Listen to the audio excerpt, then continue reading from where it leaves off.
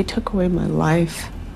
I mean, this isn't living, this is existing. Ever wonder why the death penalty exists in the USA? Well, it's all because of him. Yes, him, Lawrence Singleton, the historical figure who shaped the course of American justice. From its controversial origins to the ongoing debates today, his influence looms large over the capital punishment system.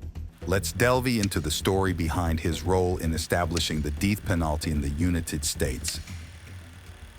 Hitchhiking. Hitchhiking, a practice of seeking rides from strangers, has been widespread across the globe for many years. Only a handful of regions have implemented laws against it, notably in certain countries such as the United States and Canada. Specific regulations exist due to concerns regarding the safety of both hitchhikers and drivers. For instance, in the US, some local jurisdictions prohibit hitchhiking altogether. Similarly, in Canada, restrictions are placed on hitchhiking along certain highways, particularly in areas like British Columbia and Ontario. Contrastingly, across Europe, hitchhiking is generally permitted and sometimes even encouraged. However, there are exceptions, as laws prohibit hitchhiking in certain locations such as Germany's Autobahn, Italy's Autostrade, and the motorways in the UK and continental Europe. The United States also has restrictions, including interstate highways, although hitchhikers often manage to secure rides at entrances and truck stops, particularly prevalent throughout Europe. During the 1960s and 1970s, hitchhiking gained immense popularity among American youth as a mode of transportation. The process involved individuals standing by the roadside, signaling their desire for a ride by extending their arm and thumb. A universally recognized gesture for hitchhiking, willing drivers would then stop and offer transportation. In contemporary times, the notion of hitchhiking poses significant safety concerns, both for hitchhikers and drivers. The idea of accepting a ride from a stranger or picking up hitchhikers is perceived as highly risky. However, it's important to note that in earlier decades, this practice was considered commonplace and socially acceptable. This shift in perception towards hitchhiking safety was underscored by a tragic event that occurred on September 29, 1978, serving as a stark reminder of the potential dangers associated with this form of travel. Mary Vincent's hitchhiking journey. Mary Vincent, a 15-year-old girl, found herself standing by the side of a highway just outside Modesto, California. Her recent departure from her home in Las Vegas, Nevada, stemmed from her parents' turbulent divorce. Overwhelmed by homesickness after a short stay with her grandfather in Los Angeles, she made the bold decision to hitchhike back. Accompanied by two fellow hitchhikers, Mary held a sign indicating their destination, going south. It wasn't long before a light blue van, occupied by only one passenger, a man in his 50s, pulled it over. With a glimmer of hope, she approached the van and inquired if the driver could accommodate all three of them. However, the man's response shattered that hope, as he insisted he could only take Mary. Despite her companion's reservations, Mary, driven by her longing to return home, reluctantly accepted the offer. After exchanging goodbyes with her friends, Mary retrieved her bag and climbed into the van. The driver introduced himself as Lawrence Singleton before resuming their journey. Little did Mary know, this seemingly ordinary decision would lead to a series of unimaginable events. Mary's hitchhiking journey with Singleton was marked by uncertainty and apprehension. Each passing mile heightened the tension as Mary grappled with the implications of her choice. Yet, in the moment, her desire to reunite with her family overshadowed any lingering doubts. As the van continued down the highway, Mary's mind raced with thoughts of home. However, the journey took an unexpected turn, altering the course of Mary's life forever. Mary's suspicious journey with Lawrence. He was a middle-aged man, about 50 years old. When Mary introduced herself to Lawrence, they engaged in polite conversation. Mary quickly felt comfortable around him. His demeanor reminded her of her kind-hearted grandfather. As they embarked on their journey, Mary began to feel fatigued earlier than expected. Politely, she asked Lawrence if she could nap while he drove. Without hesitation, Lawrence reassured her, granting permission for her to rest. Mary dozed off swiftly, slipping into a light slumber. After a while, she awoke groggily, her eyes adjusting to the passing scenery outside the car window. Instinctively, she sensed that something was wrong. Glancing around, she realized they were heading in the wrong direction. With a mix of concern and confusion, she gently alerted Lawrence to the error. Lawrence, seemingly unaware, apologized for his mistake and promised to rectify it promptly. Despite his apology, Mary couldn't shake off a nagging feeling of unease. She couldn't shake off the feeling that they were far off course, but she opted to stay quiet, not wanting to cause any undue tension. As Lawrence made the necessary adjustments to their route, her apprehension lingered, although she maintained a composed exterior. Eventually, they reached a secluded stretch of highway surrounded by dense forest. Lawrence suddenly announced his need for a bathroom break and pulled the car over. Mary, feeling a twinge of apprehension, reluctantly agreed to the stop. As Lawrence maneuvered the car off the highway, Mary noticed her untied shoelace. Instantly, a flicker of alarm coursed through her. She felt a sudden need to be prepared for anything. However, Mary hesitated to bend down and tie her shoelace in the cramped confines of the car. Instead, she resolved to wait until they had stopped completely. To her dismay, Lawrence turned onto a deserted access road leading into the forest. Mary's heart raced as a sense of foreboding washed over her. She grappled with her options, unsure of how to proceed. When Lawrence stopped the car and stepped out, ostensibly to relieve himself, Mary seized the opportunity to act. With a mix of fear and determination, she hurriedly exited the vehicle, intending to tie her shoelace. Yet, before she could finish, a sudden impact struck her from behind, jolting her senses. As she was attempting to flee, Lawrence incapacitated her, leaving her unconscious. Upon regaining consciousness, Mary found herself restrained and subjected to violence. Despite the ordeal, she summoned the strength to survive, eventually seeking help from passing motorists and receiving medical attention. Surviving trauma. When she regained consciousness, she found herself tied up and unclothed in the back of Lawrence's van. Throughout the night and into the morning, he subjected her to terrible acts. She pleaded with him to let her go, promising not to tell anyone, but he paid no heed to her cries. As dawn broke, he forcibly removed her from the van, still bound, and severed her arms. Feeling disoriented and in immense pain, she watched in shock as blood pooled around her. He then dragged her into the nearby woods where she lay silently, fearing further harm if she made a sound. Pushed off a cliff by Lawrence, she was left alone, expecting the worst. Later, he claimed to have removed her arms to conceal her identity, although this explanation seemed flawed. With broken ribs and significant blood loss, she feared for her life, hoping he wouldn't return to finish what he started. Despite overwhelming fatigue, she forced herself to stay awake, knowing her survival depended on it. Crawling up the cliff despite her injuries, she pressed on through the pain. Upon reaching the top, darkness had fallen once more. She walked along the deserted road, holding her arms up. In the distance, she heard the sound of approaching vehicles, but they passed by without stopping. Finally, an elderly couple on their honeymoon journey came to her aid, offering assistance and calling for help from a nearby phone booth. Paramedics arrived and airlifted her to the hospital, where doctors marveled at her resilience despite the extensive blood loss. Providing authorities with a detailed description of Lawrence Singleton, she helped create a composite sketch to aid in his apprehension. Injustice. Within the justice system and the enduring trauma experienced by victims of violent crimes, Lawrence's despicable actions not only inflicted physical harm, but also left deep emotional scars on Mary, altering the course of her life forever. When his neighbors saw a composite sketch of the suspect, they did the right thing by alerting the authorities, ultimately leading to Lawrence's apprehension. However, Lawrence's audacity during questioning was shocking. He callously denied his crimes, attempting to discredit Mary by labeling her a street girl and claiming he had paid her for services rendered.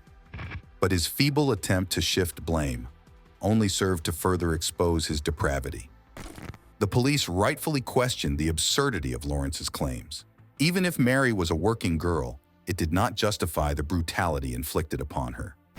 Lawrence's assertion that another individual, purportedly his friend Larry, had carried out the gruesome act of mutilation only added to the horror of the situation.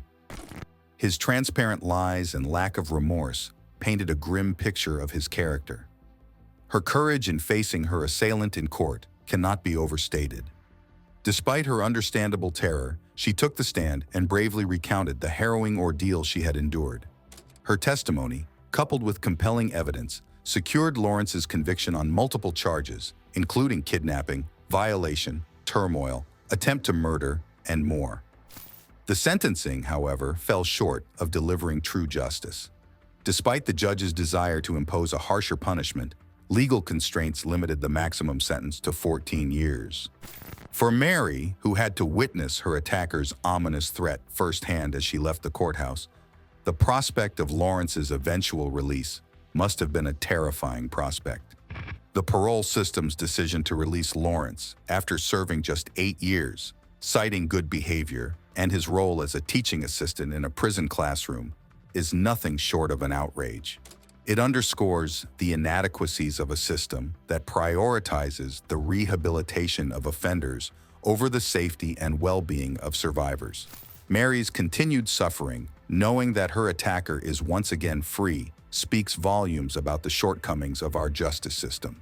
Yet amidst the injustice, Mary's resilience shines through. Controversy surrounding Larry Singleton.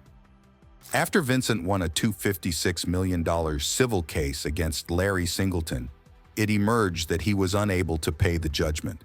Singleton, citing unemployment, poor health, and minimal savings, remained unable to fulfill the court's ruling. Consequently, Singleton was paroled to Contra Costa County, California. However, the towns in the area refused to accept his presence, resulting in him being confined to a trailer on the grounds of San Quentin Prison for a year. The situation garnered widespread attention as authorities attempted to settle Singleton in various Bay Area towns, only to face vehement protests each time. Time magazine reported on the growing unrest, detailing instances where angry crowds and groups like Tampa's Guardian Angels chapter led protests, picketed, and screamed against Singleton's presence. In Rodeo, a local crowd of approximately 500 forced authorities to relocate Singleton under armed guard from a hotel room. Similar scenes unfolded in other towns like Concord, where housing arrangements were met with fierce opposition and eventually failed. The public outcry over Singleton's seemingly lenient treatment spurred legislative action. Mary Vincent, the victim in Singleton's case, supported new legislation that aimed to prevent the early release of offenders convicted of torture-related crimes. This legislation, known as the Singleton Bill, passed in 1987 in California, establishing a mandatory 25-year-to-life sentence for such offenders.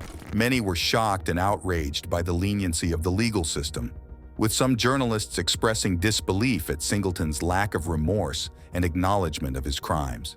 As Singleton's parole drew to a close, concerns persisted about his lack of rehabilitation and acceptance of responsibility. Donald Stahl, the prosecutor from Singleton's trial, voiced apprehensions about Singleton's unchanged behavior and refusal to acknowledge guilt. This sentiment resonated with many who felt that the legal system had failed to adequately address the severity of Singleton's crimes. Amidst the controversy surrounding Singleton's case, California quietly implemented a law aimed at alleviating prison overcrowding. This law allowed for early release based on prisoners' participation in prison labor, sparking further outrage over perceived discrepancies in sentencing and the prioritization of certain offenders' release over others. Throughout Singleton's parole period, protests, debates, and political discourse underscored the ongoing societal repercussions of his heinous crimes and the subsequent legal proceedings. Surviving tragedy. On February 19, 1997, in Florida, a neighbor of Lawrence Singleton called 911, reporting that she witnessed him attacking a woman through his house window.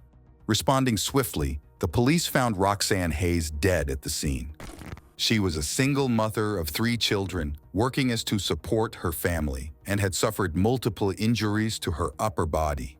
Upon investigation, Lawrence was discovered with blood-stained clothes. He claimed to be suffering from dementia or Alzheimer's, suggesting he was unaware of his actions.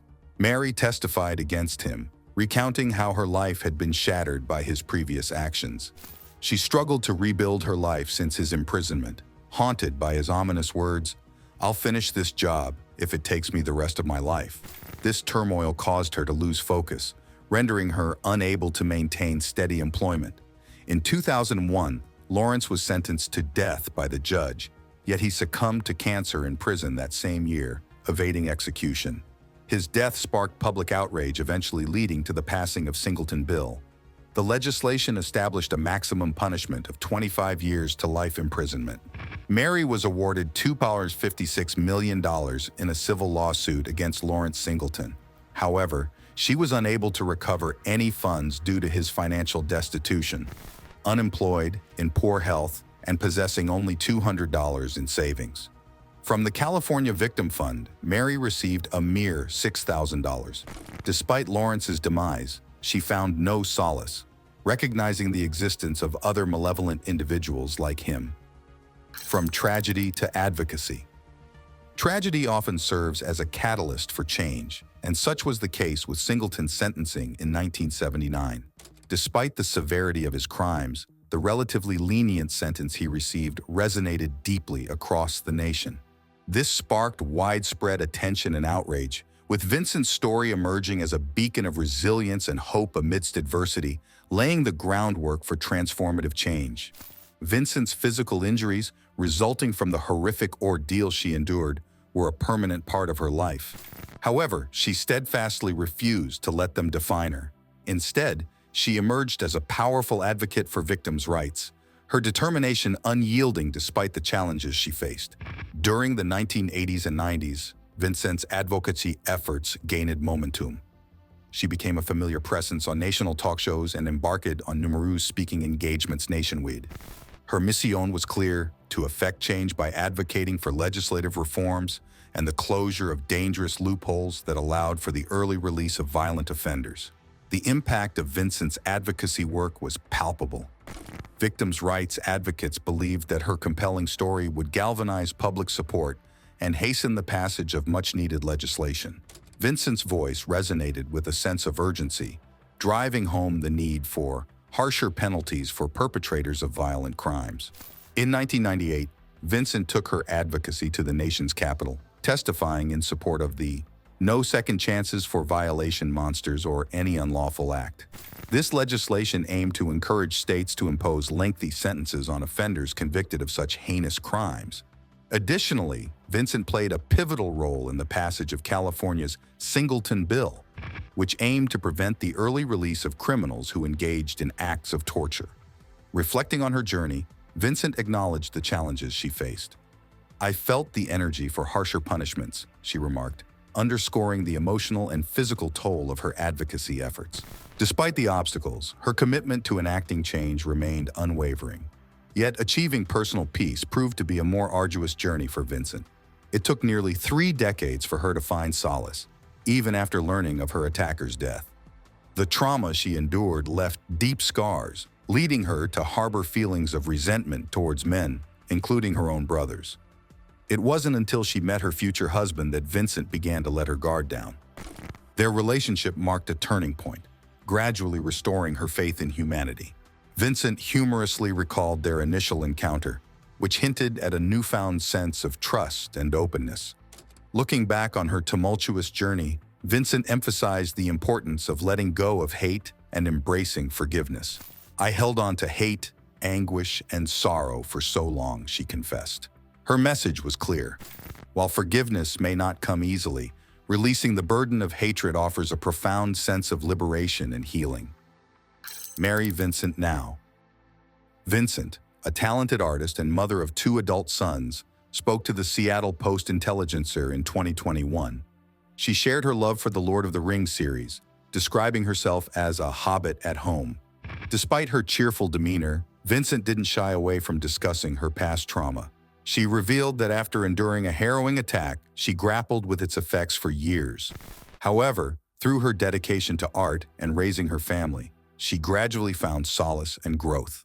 In 2009, Vincent participated in a crime victims event in Ventura County, CA, where she bravely showcased her artwork.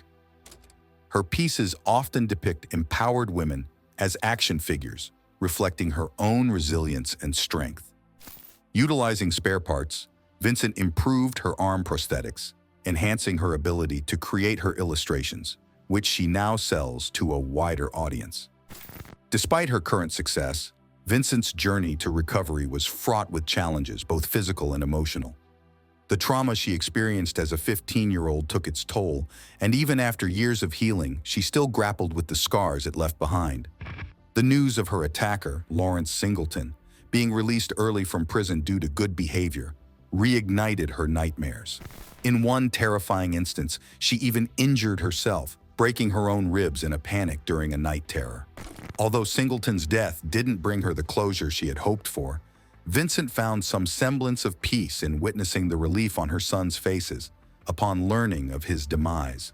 Knowing that he could no longer pose a threat to her or her loved ones brought her a sense of reassurance and closure. Despite the ongoing challenges she faced, Vincent's resilience and determination shone through, serving as an inspiration to many who have faced similar adversity.